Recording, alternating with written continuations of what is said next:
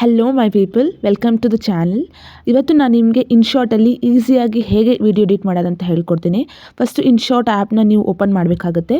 Next ಅಲ್ಲಿ video ಮೇಲೆ click ಮಾಡಿ, ಅಲ್ಲಿ ಡ್ರಾಫ್ಟ್ಸ್ ಮತ್ತು ನ್ಯೂ ಇದೆ. ಡ್ರಾಫ್ಟ್ಸ್ ಅಂದರೆ ನಿಮ್ಮ ಹಳೆ ವೀಡಿಯೋಸ್, ನೀವು ಬಂದು ಹೊಸ ವೀಡಿಯೋಸ್. ನ್ಯೂ ಮೇಲೆ ಕ್ಲಿಕ್ ಮಾಡಿದ್ಮೇಲೆ ಅಲ್ಲಿ ನಿಮಗೆ ಮೇಲೆ 3 ಆಪ್ಷನ್ಸ್ ಕಾಣ್ತಿದೆ, ವಿಡಿಯೋ, ಫೋಟೋ, ಆಲ್ ಅಂತ. ಸೊ ನೀವು ವಿಡಿಯೋ ಮೇಲೆ ಕ್ಲಿಕ್ ಮಾಡಿದಾಗ ನಿಮ್ಮದು ಹಳೆ ವೀಡಿಯೋಸ್ ಅಂದರೆ ನೀವು ರೆಕಾರ್ಡ್ ಮಾಡಿರೋ ವೀಡಿಯೋಸ್ ಕ್ಲಿಪ್ಸ್ ಎಲ್ಲ ಅಲ್ಲಿರುತ್ತೆ. ಸೊ ನೀವು ಯಾವ್ಯಾವ ವೀಡಿಯೋನ ವಿಡಿಯೋ ಎಡಿಟ್ ಮಾಡಬೇಕು ಅಂದ್ಕೊಂಡಿದ್ದೀರಾ ಅದನ್ನೆಲ್ಲ ನೀವು ಸೆಲೆಕ್ಟ್ ಮಾಡಿಕೊಂಡು ಕೆಳಗಡೆ ಗ್ರೀನಲ್ಲಿ ಇದೆಯಲ್ಲ ರೈಟ್ ಕ್ಲಿಕ್, ಅದನ್ನು ಕ್ಲಿಕ್ ಮಾಡಬೇಕಾಗುತ್ತೆ. ಸೊ ಎಲ್ಲ ವೀಡಿಯೋಸ್ ಇವಾಗ ಇಂಪೋರ್ಟ್ ಆಗಿದೆ. ಸೊ ವೀಡಿಯೋಸ್ ಎಲ್ಲ ಇಂಪೋರ್ಟ್ ಆದಮೇಲೆ ನಿಮಗೆ ಅಲ್ಲಿ ವಾಟರ್ ಮಾರ್ಕ್ ಕಾಣಿಸ್ತಿದೆ ಅನಿಸುತ್ತೆ, ಇನ್ಶಾರ್ಟ್ ಅಂತ. ಸೊ ನಾವು ವೀಡಿಯೋ ಅಪ್ಲೋಡ್ ಮಾಡುವಾಗ ಯಾವುದಾದ್ರೂ ವಾಟರ್ ಮಾರ್ಕ್ ಇದ್ದರೆ ನಾವು ಅದನ್ನ ತೆಗಿಬೇಕಾಗುತ್ತೆ. ಸೊ ಇವಾಗ ಇನ್ಶಾರ್ಟ್ ಅಂತ ತೆಗಿಲಿಕ್ಕೆ ಏನಾಗುತ್ತೆ, ಪ್ರೋ ಇದ್ದರೆ ನಿಮಗೆ ಇನ್ಶಾರ್ಟ್ ಪ್ರೋ ಇದ್ದರೆ ಅದು ನಿಮಗೆ ವಾಟರ್ ಮಾರ್ಕ್ ಬರೋದಿಲ್ಲ. ನಮ್ಮದು ಫ್ರೀ ಇರೋದ್ರಿಂದ ಅದ್ರ ಮೇಲೆ ಕ್ಲಿಕ್ ಮಾಡಿದಾಗ ನಿಮಗೆ ಫ್ರೀ ರಿಮೂವ್ ಅಂತ ಒಂದು ಆಪ್ಷನ್ ಬರುತ್ತೆ. ಅದನ್ನು ಫ್ರೀ ರಿಮೂವ್ನ ನೀವು ಆಪ್ಷನ್ ಕ್ಲಿಕ್ ಮಾಡಿದಾಗ ಕೆಲವೊಂದ್ಸಲಿ ಆ್ಯಡ್ ಬರುತ್ತೆ. ಆ್ಯಡ್ ಬಂದ ನಂತರ ಆ ಇನ್ಶಾರ್ಟ್ ಅನ್ನೋ ವಾಟರ್ ಮಾರ್ಕ್ ಹೋಗುತ್ತೆ. ಕೆಲವೊಂದ್ಸಲಿ ಆ್ಯಡ್ ಬರಲಿಕ್ಕಿಲ್ಲ, ಹಂಗೆ ಅದು ಹೋಗ್ಬಿಡುತ್ತೆ. ಸೊ ಅದೊಂದು ಆಪ್ಷನ್ ಇದೆ. ಸೊ ಇವಾಗ ನೀವು ಯೂಟ್ಯೂಬಿಗೆ ವೀಡಿಯೋಸ್ ಹಾಕೋದ್ರಿಂದ ವಿಡಿಯೋ ಬಂದು ಲ್ಯಾಂಡ್ಸ್ಕೇಪ್ ಮಾಡಲ್ ಇರಬೇಕಾಗುತ್ತೆ. ಇದು ಬಂದು ಶಾರ್ಟ್ಸ್ಗೆ ಅಪ್ಲೋಡ್ ಮಾಡೋ ಥರ ಇದೆ. ಸೊ ನೀವು ಅಲ್ಲಿ ಕ್ಯಾನ್ವಾಸ್ ಅಂತ ಒಂದು ಆಪ್ಷನ್ ಇರುತ್ತೆ, ಅದನ್ನು ಕ್ಲಿಕ್ ಮಾಡಿದಾಗ ನಿಮಗೆ ಈ ರೀತಿ ಆಪ್ಷನ್ಸ್ ಕಾಣಿಸುತ್ತೆ. ಇವಾಗ ರೀಲ್ಸ್ಗಾಗಿರ್ಬೋದು, ಯೂಟ್ಯೂಬ್ಗಾಗಿರ್ಬೋದು, ಟಿಕ್ಟಾಕ್ಗಾಗಿರ್ಬೋದು, ಅದಕ್ಕೆ ಯಾವ್ಯಾವ ಥರ ಬೇಕಾಗುತ್ತೋ ಆ ಥರದ್ದು ನೀವು ಸೆಲೆಕ್ಟ್ ಮಾಡಿಕೊಂಡು ಅಲ್ಲಿ ನಿಮಗೆ ಸೈಜ್ ಕೂಡ ಸೆಲೆಕ್ಟ್ ಮಾಡ್ಕೊಳ್ಳೋಕೆ ಆಪ್ಷನ್ಸ್ ಇರುತ್ತೆ. ನೀವು ಅದನ್ನು ಮಾಡ್ಕೋಬೋದು. ನೀವು ಪ್ರತಿಯೊಂದು ವೀಡಿಯೋಗೂ ಹೋಗಿ ಅಲ್ಲಿ ನಿಮ್ಗೆ ಯಾವ ಥರ ಸೈಜ್ ಬೇಕು, ಅದರದ್ದು ಹೆಂಗೆ ನಿಮಗೆ ವೀಡಿಯೋಸ್ ಕಾಣಬೇಕು ಆ ಥರದ್ದು ನೋಡಿಕೊಂಡು ನೀವು ಸೆಲೆಕ್ಟ್ ಮಾಡ್ಕೋಬೋದು.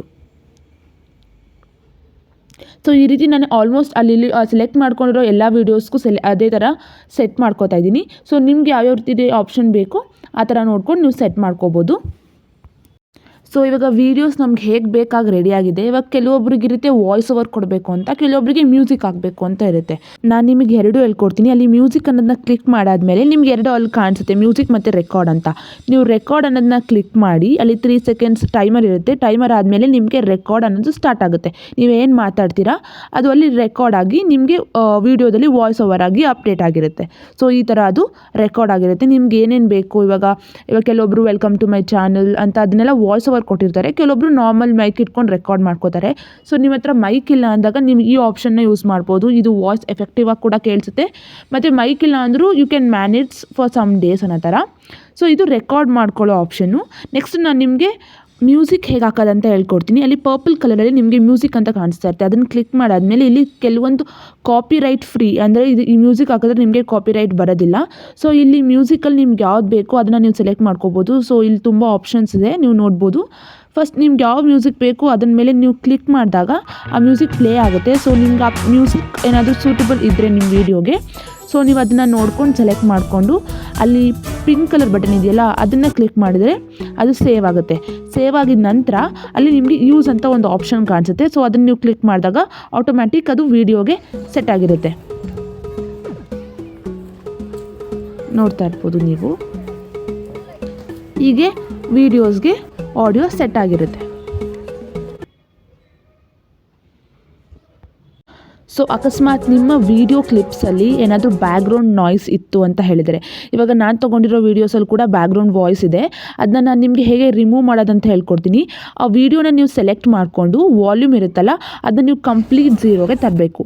ಅಲ್ಲಿ ಡಬಲ್ ಕ್ಲಿಕ್ ಬಟನ್ ಇದೆಯಲ್ಲ, ಸೊ ಅದನ್ನು ನೀವು ಕ್ಲಿಕ್ ಮಾಡಿದ್ರೆ ಅದು ಎಲ್ಲ ವೀಡಿಯೋಸ್ಗೂ ಅಲ್ಲಿ ಎಲ್ಲ ಕ್ಲಿಪ್ಸ್ ಇರುತ್ತಲ್ಲ ಎಲ್ಲ ಕ್ಲಿಪ್ಸ್ಗೂ ಅಪ್ಲೈ ಆಗುತ್ತೆ. ಸೊ ಇವಾಗ ಅದನ್ನು ನೋಡಿದ್ರೆ ನಿಮಗೆ ವಾಯ್ಸ್ ಬಂದು ಡಿ ನಾಯ್ಸ್ ಆಗಿದೆ, ಬ್ಯಾಕ್ಗ್ರೌಂಡ್ ನಾಯ್ಸ್ ಇಲ್ಲ, ನಾವು ಹಾಕಿರೋ ಮ್ಯೂಸಿಕ್ ಮಾತ್ರ ಇದೆ.